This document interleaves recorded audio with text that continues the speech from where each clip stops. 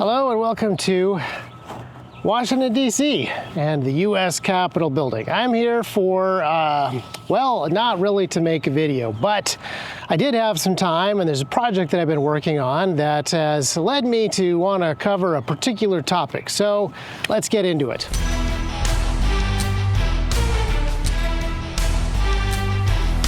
Welcome back to another T-Rex Talk. I want to talk a little bit in this episode about limited government. And not just limited government in a specific civil government sense, but limited government across different spheres of government. This is something that we've talked about at T-Rex quite a bit as it relates to resistance theory, as it has related to the American founding. Most recently, probably in the video about Lexington and Concord that we posted a few weeks ago. But here in Washington, D.C., right in front of the Capitol building, right down there is the White House, and right over there is the Supreme Court building. So this is the perfect place to stand to talk about limited government and the separation of powers that the founders put in place here in the United States. Now, technically, this is not the perfect place to stand. The perfect place to stand is right over there.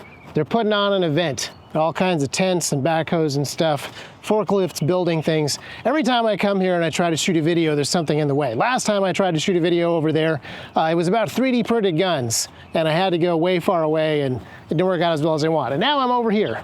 So, yeah, but that's not important. The important thing that we want to talk about is the principle of limited government. And I want you to look up and study something called the spheres of sovereignty, or sometimes it's called sphere sovereignty theory. And if you look it up on Wikipedia, it's actually not a bad definition, and it talks about this idea that was originally described this way by Abraham Kuyper. Now, he did not originate this idea. Wikipedia makes it sound like this is a totally original idea that doesn't have a whole bunch of previous track record attached to it, which it does, but he did describe it in a really good way. And not only was he a Dutch Reformed theologian who wrote about such things a lot, he was also the prime minister of the country. So he was working not just from a theological perspective, but with actual civil government experience and organization in mind. And sphere sovereignty basically described that there are three governments. There are three spheres of sovereignty. There is the civil government, as it stands behind me. There is the church, and there is the family. Now, like I said, this is not a particularly new idea, even in Abraham Kuyper's day, which would have been just the very beginning of the 20th century, 1900 something was when he was really rolling this out. There is an idea of limited government and individual limited jurisdictions of these different things that goes way back. It just isn't always articulated as clearly or as perfectly as he did. And I want you to be familiar with these ideas, though, because they are very important to the founding of the American government. The founders had an assumption that this was a good way to lay out government. Not just civil government, but church government and family government as well. This was the presupposition that they wanted to build the nation on, even though Abraham Kuyper hadn't fully encapsulated it this way quite yet. Now, I want to make a case for that real quick here. And the other reason I want to talk about this issue is I'm currently working on a book. I'm not writing a book. I'm editing a book of historical documents that will kind of walk us through this. And I'm going to bounce some ideas off of you, and I want comments in this particular podcast, letting me know if I'm on the right track, if this makes sense, other research that needs to be done. But if you go back to very, very early days, if you go back to the Old Testament, it's very clear that Israel is in Deuteronomy, in the first 5 books of the Bible, sometimes the family of Israel. Sometimes it is the nation of Israel with borders and laws and civil magistrates, and later on kings. And sometimes it is the religion that is serving the Lord that other people can come and join, but it takes place inside of the nation of Israel, inside of the temple and the tabernacle at different times. So there are already 3 different things in the Old Testament. And then you also see Jesus talk about this in the New Testament when he is asked whether or not the people of Israel should pay the tax. And he says this thing, which seems very mundane to us now, when he says, who's on the coin? And they say, on the coin is, of course, the face of Caesar. He says, render to Caesar what is Caesar's, and render to God's what is God's. Everybody was amazed. Now, that seems like a basic statement, but remember at the time, Roman emperors were totalitarian emperors, so they wanted everything. The idea that Caesar had legitimate claim to some things and that God had legitimate claim to other things, and there would be a separation between them, was apparently amazing. And then as time goes on, this is something that Augustine writes about. I would contend that this idea of there being two kingdoms, or there being two swords, or there being a separation between church and civil government is constant throughout the early church fathers. But we don't have time to talk about every nation on earth, all the different theological outworkings of some of these ideas that were done, for example, by Justinian in the Byzantine Empire. Let's just restrict ourselves to the English-speaking peoples, because it's where the founders came from. It's where a lot of our ideas came from. So let's talk for a minute about England. Let's talk about the beginning of England as we know it under Alfred the Great. Now, we have another podcast talking about Alfred the Great, interviewing Ben Merkel, who's a great resource on the subject, so we're going to link to that somehow inside of YouTube.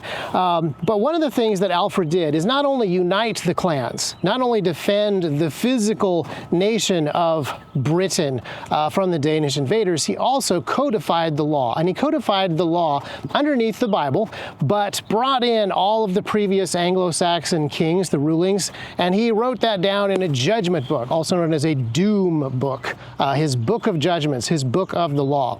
And in that book of the law, there are limits on the king's authority, and there is church authority, and there are individual rights that men have.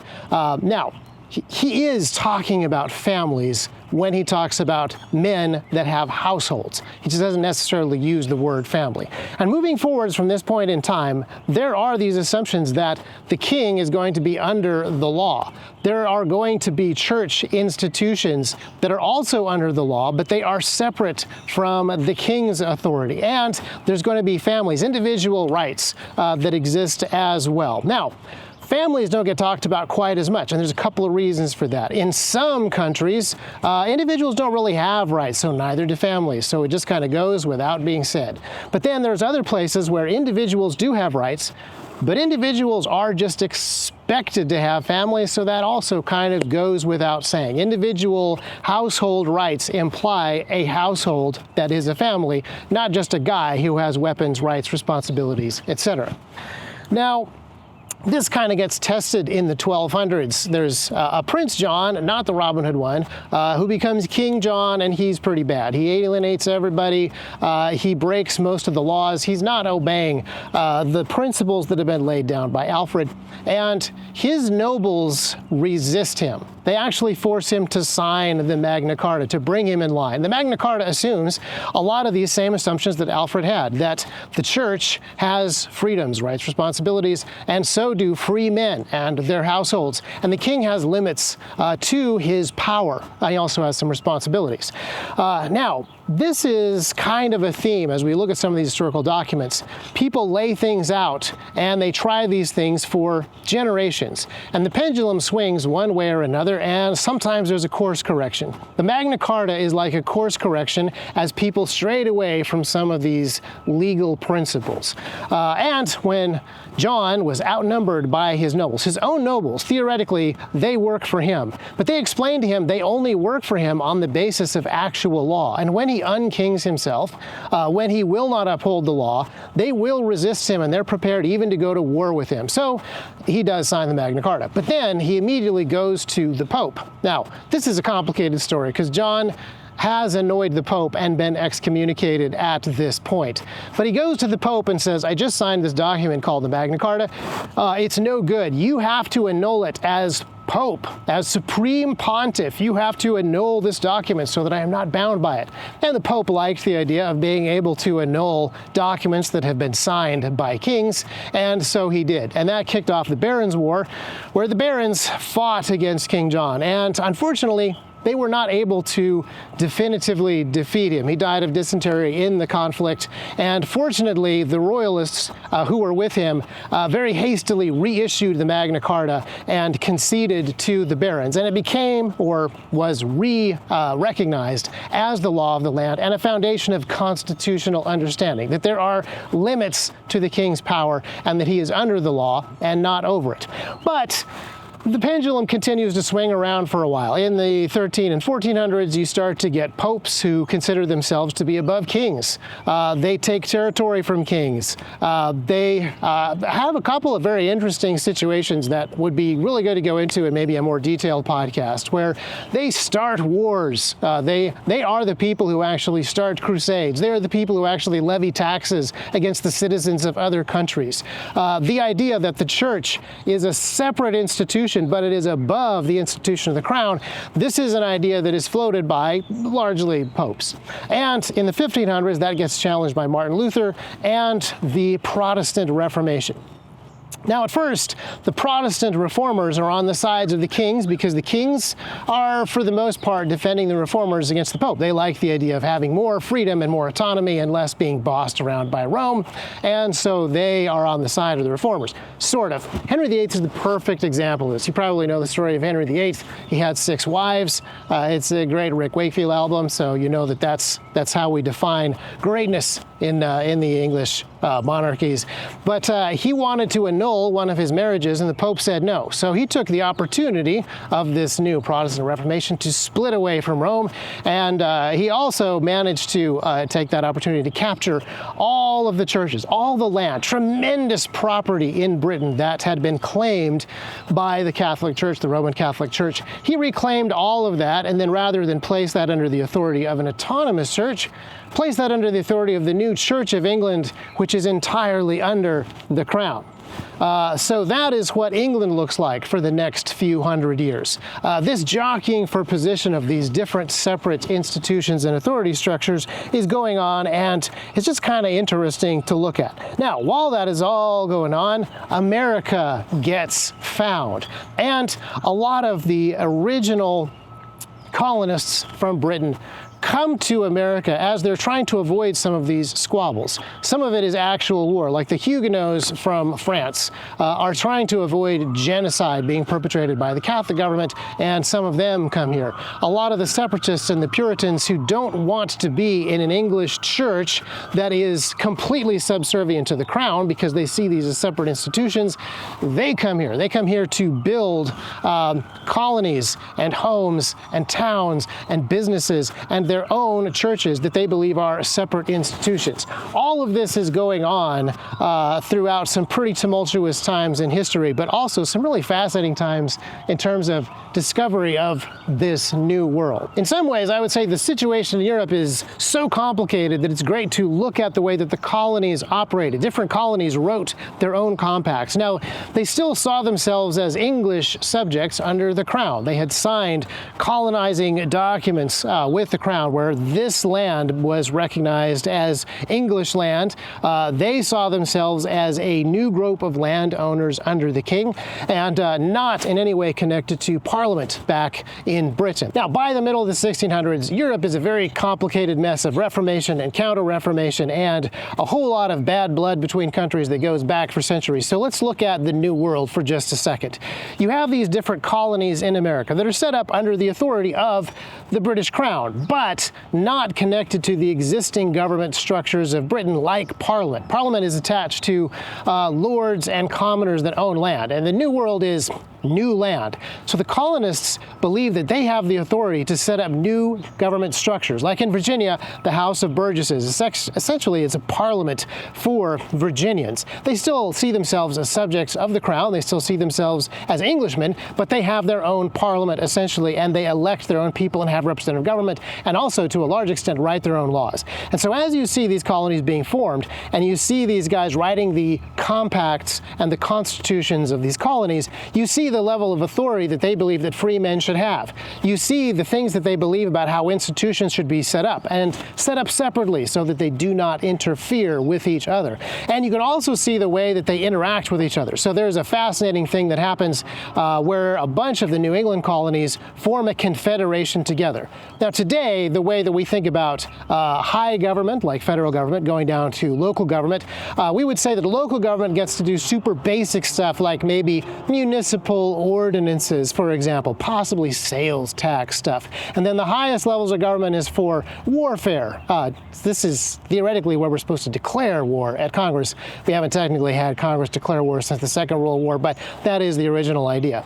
Now, the colonists had a very different idea. These New England colonies, when they confederated together, they believed that they had the power to form military alliances, start wars, and help each other out in combat. That is what is predominantly inside of that document. So they had presuppositions and assumptions about what their responsibilities were as colonies and as free men that were a little bit different than what we have fallen into in, say, the 21st century. Meanwhile, back in Europe, we should probably talk about Europe. The Counter-Reformation and Reformation and the difficulties of church and crown squabblings have caused a lot of trouble across, well, all of Europe, but it's caused a lot of trouble inside of England. Charles I is another king who's a little bit in the vein of John. He does not like the restraints that are on him. He doesn't like the limitations that are on him. He doesn't like that the law is over him. He doesn't like that Parliament is second-guessing him, so he dissolves Parliament and takes more authority on himself, causing the people of England to rise up against him. He actually goes to war with Parliament, and Parliament goes to war with him. And eventually he is defeated and put on trial for treason against the law of the land and the peoples of England. He's found guilty and he is beheaded. This is a pretty fascinating turn of events because it is not a revolution. It is not a change of government. It is very much like what we had in the American War for Independence about 100 years later. What we have in England is something that is a civil war where Parliament and the people want a continuity with the law of the land. They want to continue with the Magna Carta. They want to overturn a treasonous king, not start a brand new government with a total revolution and change from the bottom up. And what they get is largely that. Parliament stays in power. The new model army that is raised to fight the king remains sort of around. And Oliver Cromwell, who led the new model army, kind of becomes an executive leader. He is the Lord Protector, which is an awkward title. He's actually offered the crown, because that is traditionally what you do to guys who kill kings. You offer them the opportunity to be king so that he doesn't kill you. And he turned it down. There's very few people who have actually turned down crowns. Washington, D.C. is named after one of the guys who did that. Oliver Cromwell is the other guy who did that. And Lord Protector is kind of an awkward executive role that England experiments with for a while. But eventually they bring back Charles II and things kind of get awkward again. Charles II and his descendants are more like Charles I than the people want. And so they kick them out, and they bring in William and Mary, and they sign a new document that builds on the Magna Carta called the English Bill of Rights. This is in the late 1600s, and this is a very important document that more fully fleshes out the rights and responsibilities of the British citizenry. And it does put more limitations and more clarity around the rights and responsibility of the crown. However, there is still this issue of the church being subservient to the crown. That is still an organizational problem that is not dealt with, which is why 100 years later, when America fights for her independence from Great Britain, from a parliament that is out of line with the English Bill of Rights, it is no longer treating its colonists as British subjects should be treated according to the Magna Carta and that English Bill of Rights. They actually change things up a little bit more. It isn't just a basic reset to the Magna Carta. They shake up the organizational structures just a little bit. The separation of church and state that we hear about a lot, people discuss that as if it is a very important key part of the United States Constitution, is actually not. It is something that, as a phrase, Thomas Jefferson said once. However, the idea of independent institutions is something that is in the Constitution, and it is in some of the other constitutions of the states, and it is in some of the other historical documents that our founders wrote, like the Articles of Confederation and some of the original pacts that they had between colonies, and also in the Declaration of Independence. This idea that you have separate institutions that do not meddle with each other is really important. It's no longer an issue of hierarchy, whether the church is above the state, whether the family is above the crown, like you had in kind of like tribal Germany, for example, or even before Alfred the Great when you had these Anglo-Saxon dynasties. You have three separate hierarchies that are not in hierarchy over each other. That is what the founders tried to do with the sphere sovereignty idea that was later better articulated, I think, by Abraham Kuyper. So I'm going to continue to work on this idea of coalescing some of these documents and simplifying some of these ideas. I'd love to get your comments down below, and then later on this week in the T-Rex Talk video, we can maybe get into what I'm doing in Washington, D.C. in the first place. Another thing that I wanted to mention real quick is, even though America is very young, this is younger than all of the countries that I've mentioned before, all the countries in Europe that were involved in the Reformation, the Counter-Reformation, and all the things that came before. And yet it is building on the shoulders of giants, building on the shoulders of all the people who came before, doing this kind of work of building civilization and building governments. Interestingly, though, as young as our nation is, the Constitution and the government that our founders built is now the oldest government in the world. Almost every other government in the world has changed hands or changed forms or changed foundational documents in some way. Great Britain, possibly less than most. It still has the Magna Carta, it still has the English Bill of Rights, it still has many of those foundations, but it has become the United Kingdom, and it has changed a lot of its foundational understandings as it has moved on into the 20th and 21st century. America stands alone as a nation that has moved away from its foundation, but still has its original Constitution intact. And I would argue not only its original Constitution, but roots that go all the way back through English common law, back to a lot of the presuppositions of some of the documents that we have just talked about. And I believe has really done a fantastic job of learning from the past and grabbing some of the very best of those things. Even if, we mostly just use the front yard out here for concerts and stuff.